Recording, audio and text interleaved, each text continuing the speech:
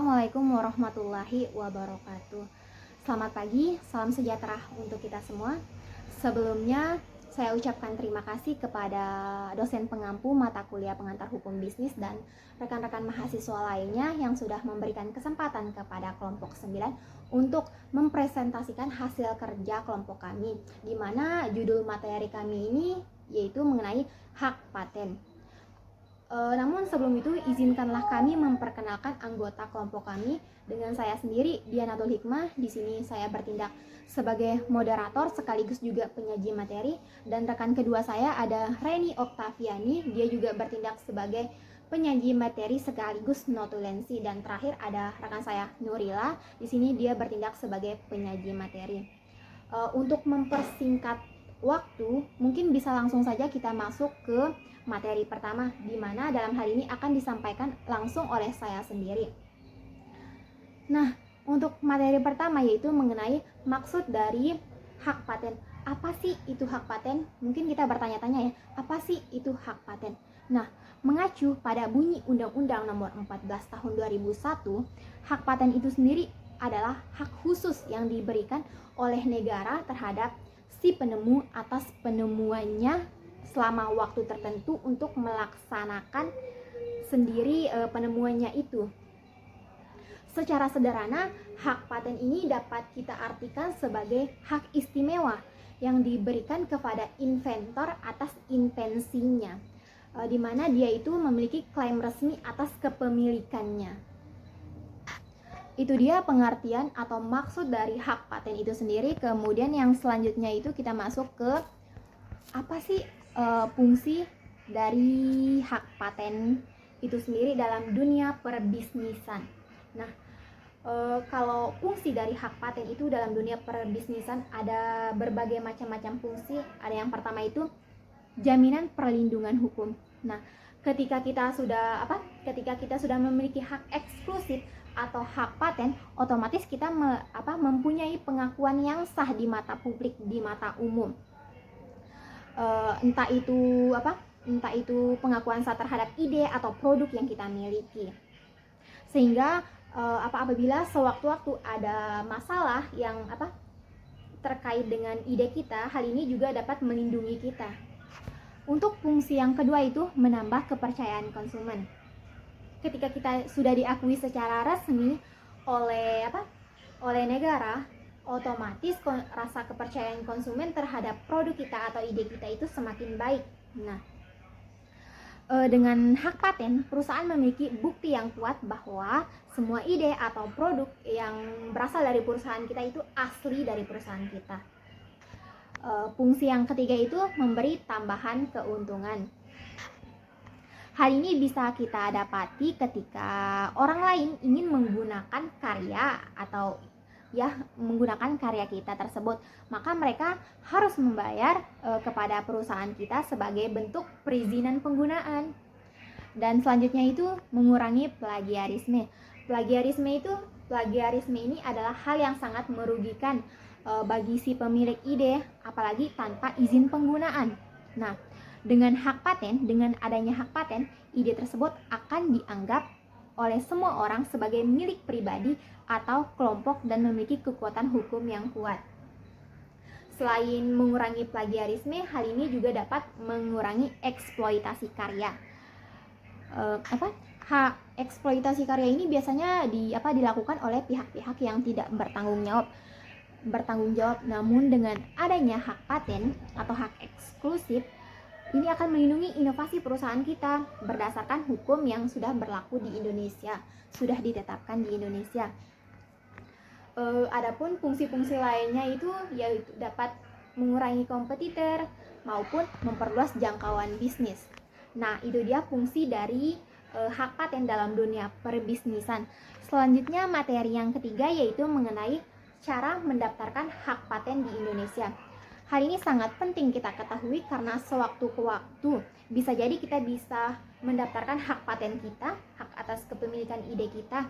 Adapun cara-cara mendaftarkan hak paten di Indonesia antara lain.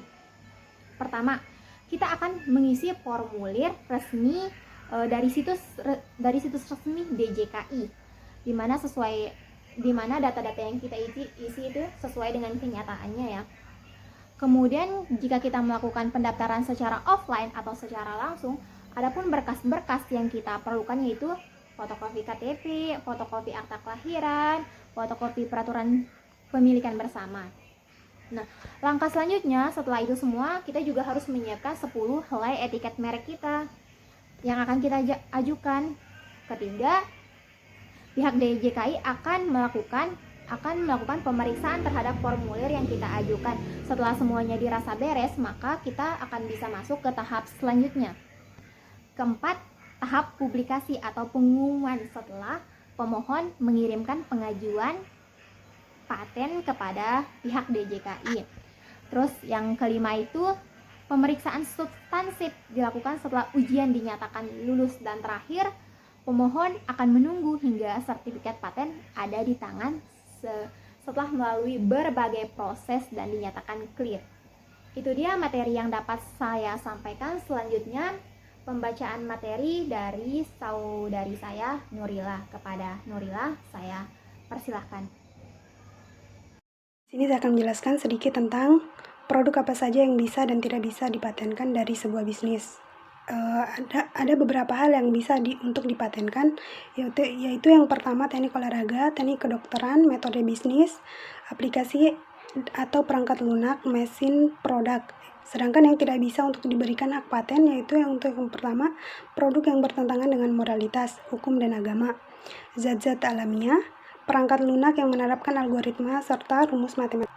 Mengapa hak paten sangat penting? Yaitu tujuannya untuk melindungi aset berupa teknik produksi, desain, dan produk yang dimiliki oleh sebuah perusahaan secara hukum, sehingga tidak ada pihak lain yang bisa meniru dengan desain yang sama, produk yang sama, dan teknik produksi yang sama.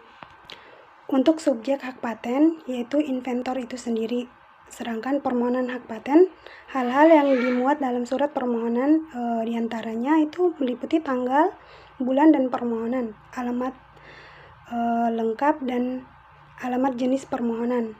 Yang ketiga, nama lengkap dan kewarganegaraan inventor. Untuk yang keempat, nama dan alamat lengkap kuasa apabila permohonan diajukan melalui kuasa. Selanjutnya, pengalihan dan lisensi hak paten. Sebagaimana hak milik, tentunya paten dapat dialihkan sebagian atau seluruhnya kepada pihak lain sebagaimana ditegaskan dalam pasal 66 yang dapat terjadi karena beberapa hal, yaitu pewarisan, hibah, wasiat, perjanjian tertulis, sebab lain yang dibenarkan oleh peraturan perundang-undangan. Sekian dari saya, materi terakhir yang akan disampaikan oleh Reni Oktaviani. Terima kasih moderator atas kesempatannya. Di sini saya akan melanjutkan materi tentang pembatalan hak paten. Undang-Undang Paten menegaskan bahwa ada 3 macam pembatalan paten. Yang pertama, batal karena demi hukum, dan yang kedua, batal atas permohonan pemegang paten, dan yang ketiga, batal karena adanya gugatan. Selanjutnya, hukum yang mengatur hak paten. Pasal 1 ayat 1 Undang-Undang Paten menyatakan bahwa hak paten adalah hak eksklusif yang diberikan oleh negara kepada inventor atas hasil invensinya di bidang teknologi yang untuk selama waktu tertentu melaksanakan hasil invensinya atau memberikan izin kepada pihak lain untuk melaksanakannya. Selanjutnya, jenis paten. Jenis paten ada 2, yang pertama paten biasa dan paten sederhana. Selanjutnya, penghapusan paten. Undang-Undang Paten menyatakan bahwa paten dapat dihapuskan sebagian atau seluruhnya disebabkan oleh adanya permintaan dari pemegang hak. Permohonan dan penghapusan akan dikabulkan oleh Menteri. Beberapa penyebab dihapuskan paten. Yang pertama, pemegang hak tidak membayar biaya per tahun, dan yang kedua, bertentangan dengan peraturan dan hukum yang berlaku, dan yang terakhir terdapat paten atau invensi lain yang memiliki kesamaan dan sudah dipatenkan sebelumnya. Sekian dari saya, terima kasih.